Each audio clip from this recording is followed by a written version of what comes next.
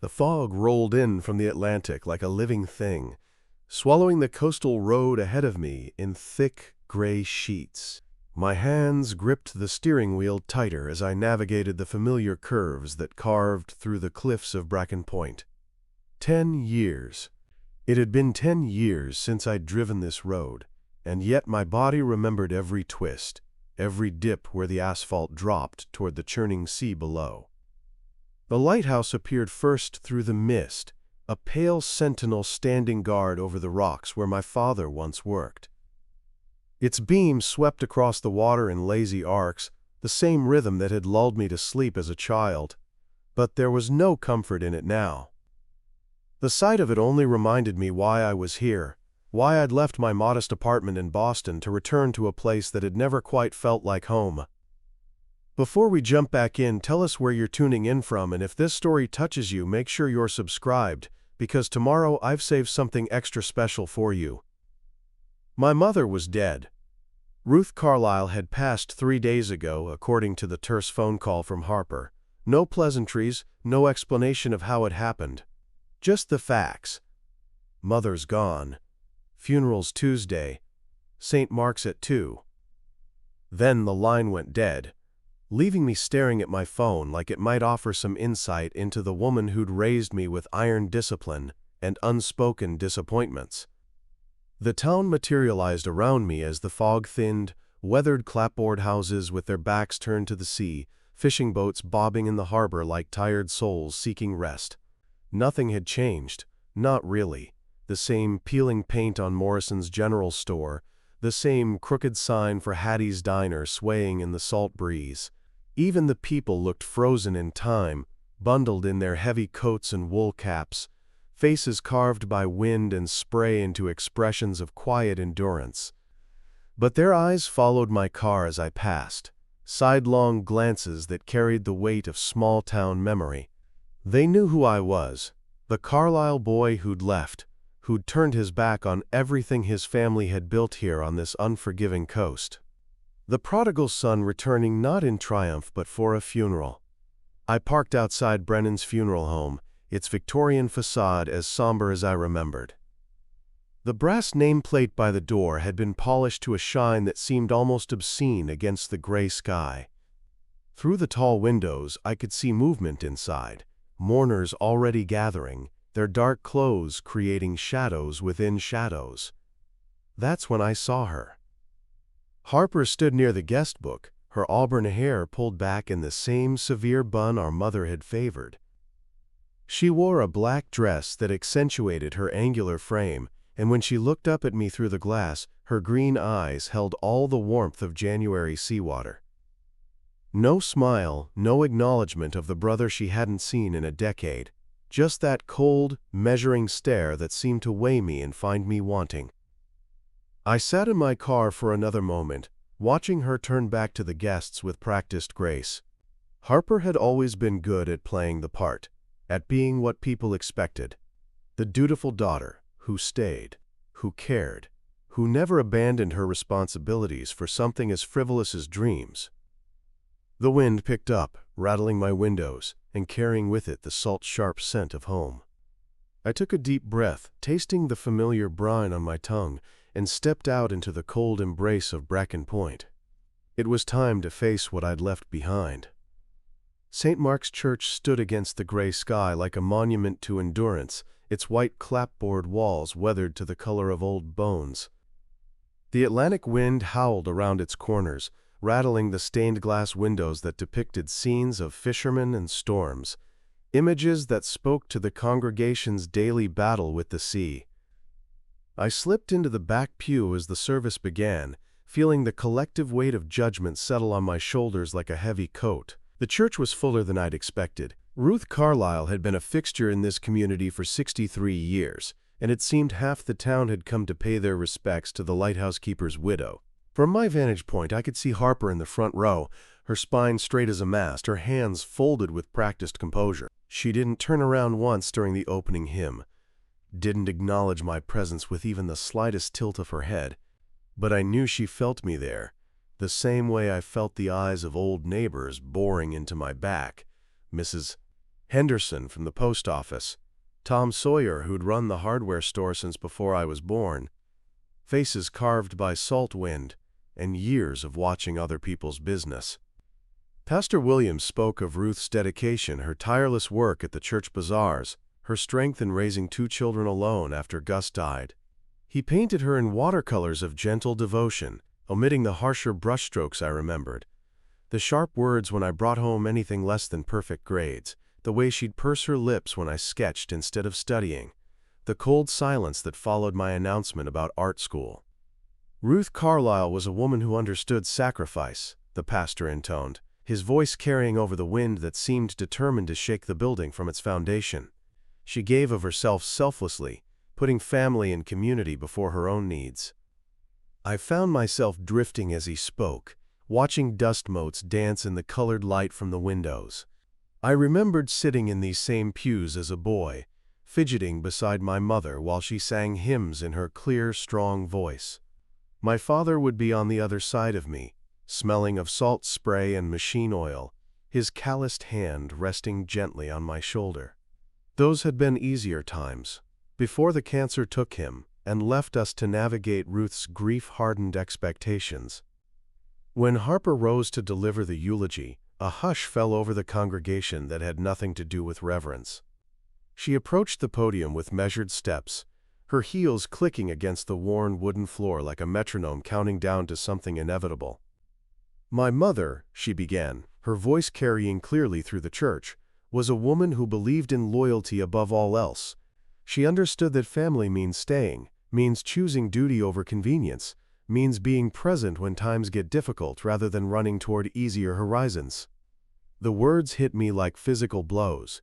Each sentence was carefully crafted, each pause calculated for maximum impact.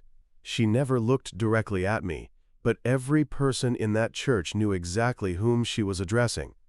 Ruth Carlyle raised her children to understand that home isn't just a place you come from, Harper continued, her green eyes sweeping the congregation, but a responsibility you carry.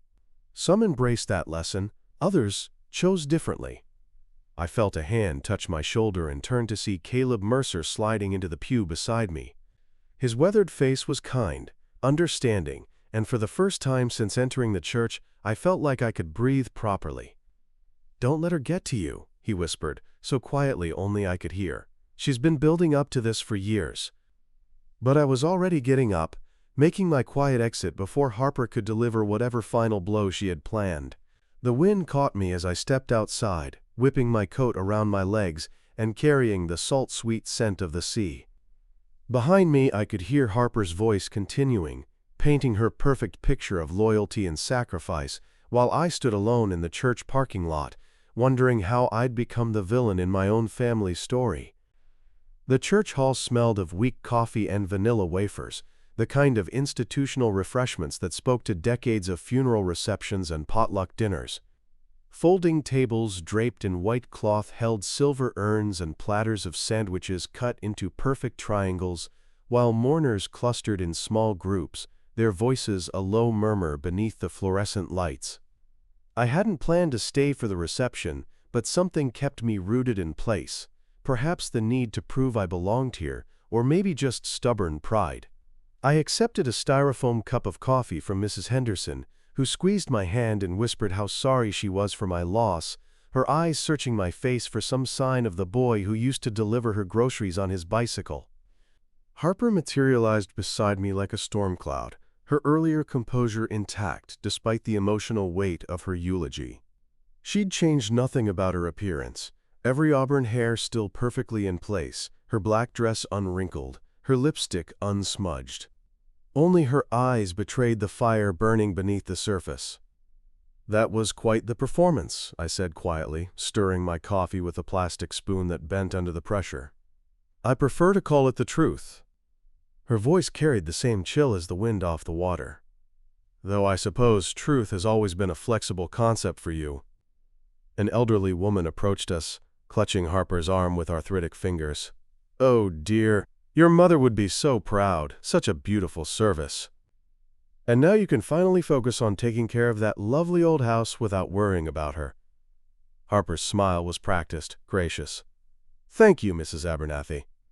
Yes, it's good to know the house will stay in the family where it belongs." The words hit me like ice water. I watched Mrs. Abernathy shuffle away, then turned to face my sister fully for the first time in 10 years. The house will stay in the family? Where else would it go? Harper's green eyes met mine without flinching. "I've been living there, maintaining it, caring for Mother until the end. Did you think she'd leave it to someone who hasn't set foot in Bracken Point in a decade?" Before I could respond, Caleb appeared at my elbow, balancing a paper plate loaded with finger sandwiches. His presence changed the dynamic immediately. Harper's shoulders stiffened, and her practiced smile faltered for just a moment. "Harper," he said with careful politeness. "Lovely service. Your mother would have appreciated the turnout." "Yes, well, loyalty tends to inspire that kind of response." She glanced between us, her meaning unmistakable. "Some people understand the value of showing up when it matters." Caleb's jaw tightened almost imperceptibly. "Funny thing about showing up. Sometimes it's about more than just physical presence. Sometimes it's about letting people know they're loved, even from a distance." "And what would you know about it, Caleb?" Harper's voice dropped to a whisper that somehow carried more venom than shouting. "You've never had to choose between your own dreams and family responsibility." "Maybe not," he replied evenly, "but I know Ruth kept every postcard Evan sent. Every Christmas card, every birthday note. She had them in a shoebox in her study, tied with a blue ribbon." The revelation hit Harper like a physical blow. For a moment, her composure cracked, and I saw something raw and vulnerable flash across her features. But she recovered quickly, her mask sliding back into place. "Mother kept a lot of things," she said, her voice steady once more. "Doesn't mean she wanted to." With that, she turned and walked away, leaving Caleb and me standing beside the coffee table while the murmur of conversation continued around us, unchanged and unknowing of the small earthquake that had just shifted the ground beneath my feet. Telling and preparing this story took us a lot of time, so if you are enjoying it, subscribe to our channel. It means a lot to us. Now back to the story. I stared after my sister, wondering what other secrets lay hidden in that shoebox, and why Harper seemed so determined to bury them along with our mother. Margot Blanchard's office occupied the second floor of a weathered Victorian that leaned slightly toward the harbor, as if the building itself was drawn to the sea.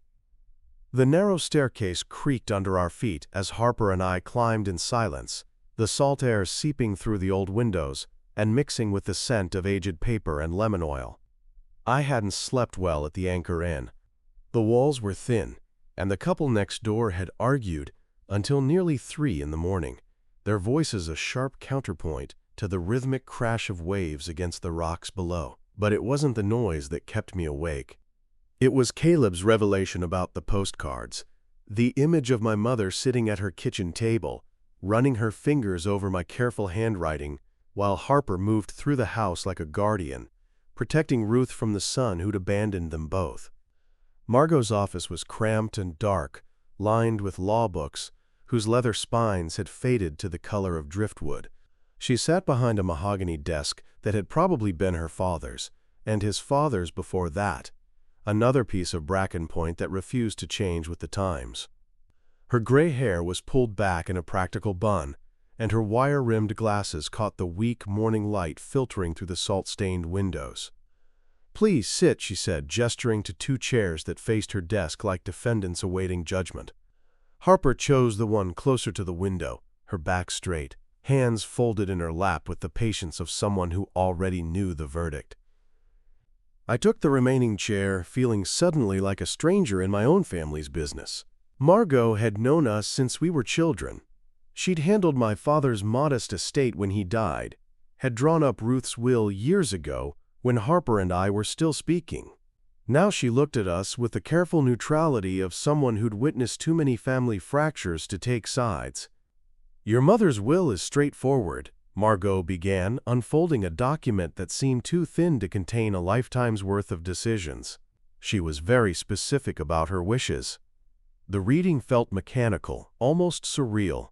"The house on Cliff Road, with its weathered shingles and view of the lighthouse," went to Harper. The small savings account, diminished by medical bills but still respectable, was divided between us, though Harper received the larger portion. Various pieces of furniture and family heirlooms were itemized with the precision of someone who'd thought long and hard about every lamp, every photograph, every piece of china that had survived decades of coastal storms. And then came my portion, $5,000, and any items of personal significance that Evan may find in the study, to be retrieved at his discretion. Harper's lips curved into what might have been a smile if it had contained any warmth.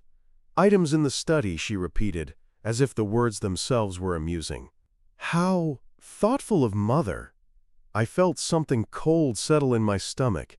The study had been my father's domain once, filled with his maritime charts and weather logs, the faint smell of pipe tobacco clinging to the heavy curtains.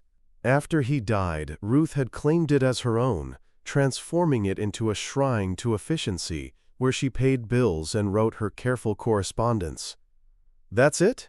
I asked, though I knew the answer before Margot nodded. "Your mother was very clear about the division," she said gently, though she did mention. Margot paused, shuffling through her papers. "She wanted me to tell you that the items in the study might answer questions she never could in life." Harper's smugness faltered for just a moment, replaced by something that looked almost like confusion, but the expression passed so quickly I might have imagined it. Outside, the fog was lifting, revealing the gray expanse of the Atlantic. Somewhere out there, the lighthouse continued its steady rotation, indifferent to the human dramas playing out in its shadow. I thought of my father, who'd tended that light for 23 years, who'd never owned much but had somehow made us all feel rich in the things that mattered. Now all I had was $5,000 and whatever secrets my mother had hidden in his old room. The key to the Carlisle house felt foreign in my hand, though I'd carried an identical one for the first 18 years of my life. Harper had pressed it into my palm outside Margot's office with theatrical reluctance, her fingers cold as the Atlantic wind that whipped between us. "Don't take too long," she'd said, her green eyes holding that familiar challenge. "I have contractors coming next week to assess the foundation." Now I stood in the front hallway, breathing air that tasted of dust and memories. The house felt smaller than I remembered, shrunken by time and neglect into something almost fragile. Afternoon light filtered through the lace curtains my mother had hung 30 years ago, casting intricate shadows on the hardwood floors that still bore the scuffs from Harper's and my childhood games. Everything was exactly as I remembered, yet utterly changed. The photographs lining the mantelpiece seemed frozen in amber. My father in his lighthouse keeper's uniform, Harper at her high school graduation, family portraits where we all smiled with the desperate brightness of people trying to convince themselves they were happy. But there were gaps now, spaces where other pictures had once stood, and I wondered what Harper had chosen to remove, what version of our family history she was curating. The study door stood slightly ajar, as if my mother had just stepped out for a moment and would return any second to catch me trespassing. I pushed it open slowly, half expecting to hear her voice demanding to know what I was doing in her private space. The room smelled of mothballs and the faint ghost of my father's pipe tobacco, a scent that had somehow survived 23 years of Ruth's zealous housekeeping. His old desk dominated the space, a massive oak piece that had belonged to his father before him. Ruth had claimed it after his death, covering its scarred surface with her careful piles of correspondence and bill-paying paraphernalia. But now the desk was almost empty, cleared of everything but a brass lamp and a small stack of envelopes tied with kitchen twine. My name was written across the top envelope in my mother's careful script, the ink slightly faded, but still legible. I approached the desk like it might bite me, running my fingers along its familiar edges. How many times had I sat here as a boy, watching my father plot weather patterns and shipping routes? How many homework assignments had I completed under his patient supervision, his rough hands guiding mine as I struggled with long division or cursive letters? The chair creaked as I settled into it, and I could almost feel his presence, the quiet man who'd balanced Ruth's sharp edges with gentle humor, who'd died too young and left us to figure out how to love each other without his steady influence. I pulled the first envelope from the stack, noting how the paper trembled slightly in my hands. Inside was a single sheet of my mother's stationery, the kind with little lighthouses embossed along the border that she'd ordered from a catalog years ago. "My dear Evan," it began, and I had to stop reading for a moment, overcome by the tenderness in those 3 words, a tenderness I couldn't remember hearing from her lips in the last years before I left. The letter was dated just 6 months after I'd moved to Boston, when our arguments were still fresh wounds and neither of us knew how to bridge the gap that had opened between us. As I read, I could hear her voice in every carefully chosen word, formal, yet yearning, proud, yet deeply hurt. She wrote about the weather, about changes in the town, about Harper's decision to defer college for a year to help with expenses. But between the lines, I could read the real message, that she missed me, that she regretted the harsh words we'd exchanged, that she didn't know how to reach across the silence we'd built between us. At the bottom of the page, in handwriting that looked less controlled than usual, she'd added a postscript. "I kept your postcards, all of them. They're in the second drawer, under the lighthouse paperweight your father gave me. I read them when the house feels too quiet." My hands shook as I reached for the desk drawer, and I found exactly what she'd promised. Dozens of postcards and letters I'd sent over the years, tied with a faded blue ribbon and nested beneath the brass lighthouse that had sat on my father's desk for as long as I could remember. There were more envelopes in the stack, more letters she'd written but never sent, and I realized I was holding 10 years of my mother's unspoken thoughts, her private conversations with the son who'd left her behind. The Harbor Cafe smelled of fried haddock and salt spray, its windows fogged with condensation from the warmth inside meeting the October chill. Caleb sat across from me in a corner booth, his weathered hands wrapped around a coffee mug that had seen better decades. The letters from my mother's desk lay between us like evidence in a trial I was only beginning to understand. "She asked about you," he said quietly, his eyes fixed on the stack of unopened envelopes. "More than Harper probably told you. Every time I saw Ruth at the hardware store or the post office, she'd find a way to work you into the conversation. 'Evan's doing illustrations now,' she'd say, or 'he sent a postcard from Salem,' like she was proud but didn't want to admit it outright." I traced the edge of one envelope with my finger, feeling the weight of words that had been meant for me but never sent. Harper made it sound like Mother barely remembered I existed. Caleb's jaw tightened. Harper had her own version of things, always did, even when we were kids. He glanced around the nearly empty cafe, then leaned closer. "Last spring, I was fixing the Henderson's dock when I heard Ruth and Harper arguing in the garden. Voices carrying on the wind. You know how sound travels near the water." "What did they say?" "Harper was pushing Ruth to change something in her will. Kept saying the house needed to, quote, stay in the family with someone who'd appreciate it. Ruth was upset, told Harper she was being unfair to you. Harper shot back that you'd made your choice when you left." The revelation hit me like cold water. I thought of Harper's smug expression at the will reading, her certainty that everything would go her way. She influenced Mother's decision. Maybe Ruth was just tired of fighting. Caleb's voice carried the weariness of someone who'd watched too many families tear themselves apart over pride and misunderstanding. "Your mother wasn't the same after your father died, Evan. Harper stepping in, taking charge. It was easier for Ruth to let her." Outside, the fog was rolling in again, swallowing the harbor in its familiar embrace. I could see the lighthouse beam beginning its nightly vigil, and I wondered what secrets it had witnessed from its perch above the rocks. "There's something else," Caleb said, his voice dropping even lower. "Ruth came to see me about 6 months ago, asked if I thought you'd ever come home. When I said maybe someday, she smiled. First real smile I'd seen from her in years. Said she hoped there'd still be time to make things right." The weight of lost opportunities settled on my chest like a physical thing. Time to make things right. But now time had run out, and all I had were these unsent letters and the growing certainty that Harper had been orchestrating this outcome for longer than I'd imagined. The storm hit Bracken Point like a living thing, hurling rain against the windows of the Carlisle house with a fury that made the old structure shudder. I found Harper in the kitchen, methodically washing dishes that could have waited until morning.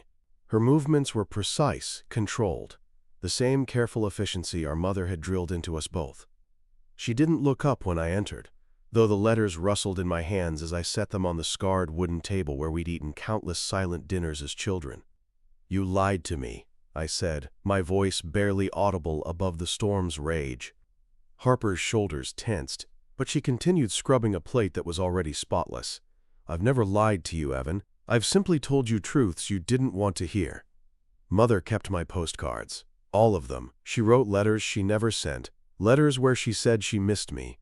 I spread several envelopes across the table like playing cards in a game I was finally learning to play. She wanted to reconcile, Harper. You knew that. Finally she turned, her green eyes blazing with a fury that matched the storm outside. "Reconcile? You think a few guilt-ridden letters change anything? I was here, Evan. I was here when she cried herself to sleep after you left. I was here when she got sick and called your name in her delirium. Where were you? I sent letters, postcards, birthday cards." "Scraps!" The word exploded from her like lightning. "You sent scraps while I gave up everything. Do you know what I sacrificed for this family? I deferred college, then never went at all. I turned down job offers in Portland and Boston. I watched my friends move on with their lives while I stayed here, playing nurse and daughter and keeper of mother's broken heart." The kitchen felt too small to contain our decades of resentment. Rain lashed the windows with renewed violence, and somewhere in the distance, the lighthouse beam continued its steady sweep, indifferent to the human drama unfolding below. "That was your choice," I said, though the words felt inadequate against the raw pain in her voice. "My choice?" Harper laughed, a sound devoid of humor. "What choice did I have? Someone had to stay, someone had to care, someone had to be the good child." Her voice cracked on the last word, revealing the wound beneath her anger. I stared at my sister, really looked at her for the first time since returning. The lines around her eyes, the premature silver threading through her auburn hair, the way her hands shook slightly as she gripped the dish towel. Harper had aged in ways that had nothing to do with time. "I never asked you to sacrifice your life for mine," I said quietly. "No," she replied, her voice steady again. "You just left and expected everything to continue without consequences. Well, here are your consequences, Evan. This is what your freedom cost." Thunder rolled across the water, and in its echo, I heard the weight of choices made and unmade, of love expressed through duty rather than words, of a family fractured by good intentions and stubborn pride. Back in my motel room, the storm's fury seemed muted by thin walls and thinner resolve. I sat on the edge of the narrow bed, Harper's words echoing in my mind like the relentless crash of waves against the rocks below. The remaining letters lay scattered across the faded bedspread, but one envelope felt different, heavier, thicker, as if it carried more than just words. Inside was Ruth's familiar stationery, but also something else, a folded document that crinkled as I opened it. My hands trembled as I recognized the official seal of the Bracken Point Town Hall. The letter was dated just 3 months before her death. "My dearest Evan," it began, and already I could hear the difference in her tone, less formal, more urgent. "If you are reading this, then I am gone, and you have found what I could never give you while I lived, the truth about my feelings for you." Lightning illuminated the room as I read her confession. She had kept every postcard, every Christmas card, every brief note I'd sent over the years. She had them memorized, she wrote, the way other mothers memorized prayers. "I let my pride blind me to your courage," the letter continued. "You left to become the man you needed to be, and I punished you for it because staying would have been easier for me. Harper sacrificed so much, and I was grateful, but I confused gratitude with love, duty with devotion." My throat tightened as I read her next words. "I know Harper believes she deserves everything because she stayed. In practical terms, she is right. The house needs someone who will maintain it, cherish it. But you deserve something too, something that speaks to who you are, rather than who I wanted you to be." The document was a deed to the lighthouse keeper's cottage, the small stone building that sat at the base of the lighthouse where my father had sometimes stayed during particularly fierce storms. It had been empty for years, considered too isolated for modern living. "Your father loved that cottage," Ruth wrote. "He said it was the only place where he could think clearly, where the sea didn't feel like an enemy. I'm giving it to you now, not as compensation for what you didn't receive, but as recognition of what you've always been. My son who needed the horizon more than he needed roots." The final paragraph was barely legible, as if she'd written it through tears. "I don't expect forgiveness, Evan. I only hope you'll understand that sometimes mothers make terrible mistakes while trying to love their children the best way they know how. The cottage is yours, free and clear. Do with it what your heart tells you." Outside, the storm was beginning to weaken, but inside this small room, everything had changed. I held the deed in my shaking hands, realizing that my mother's final gift wasn't property. It was understanding, offered too late, but offered nonetheless. Dawn broke gray and subdued over Bracken Point, the storm's fury spent but leaving the air heavy with salt and possibility. I found Harper in the garden behind our childhood home, pulling weeds from the flower beds our mother had tended with religious devotion. Her movements were methodical, almost meditative, and I wondered if this was how she'd always processed grief, through work, through the steady rhythm of maintenance and care. She looked up as I approached, her green eyes wary but no longer blazing with the fury of the night before. The deed to the lighthouse cottage was folded in my jacket pocket, along with Ruth's final letter, but I didn't reach for them immediately. "The storm's passed," I said, settling onto the wooden bench our father had built 30 years ago. "They always do." Harper sat back on her heels, brushing dirt from her hands. "I suppose you'll be leaving today." "Actually, I wanted to talk to you about something Mother left me." I withdrew the deed slowly, watching Harper's expression shift from resignation to confusion to something that might have been fear. Her eyes scanned the document quickly, her face growing pale. "The cottage? But that's been empty for years. It's practically falling down." She left me a letter too, about why she chose to give it to me. I handed her Ruth's final words, watching as she read them with the same careful attention she'd once given her homework assignments. When she finished, Harper's hands were shaking. She folded the letter precisely, as if trying to contain the emotions it had unleashed. "She never told me about this." Harper sighed. "I don't think she told anyone." I leaned forward, choosing my words carefully. "Harper, I'm not here to take anything away from you. The house is yours. You've earned it through years of sacrifice. I'll never fully understand, but I need you to acknowledge something." She looked at me directly for the first time since I'd returned. "What?"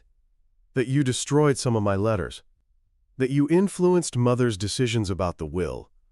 That you've been controlling the narrative about our family for years." The silence stretched between us like a bridge neither of us was sure we wanted to cross.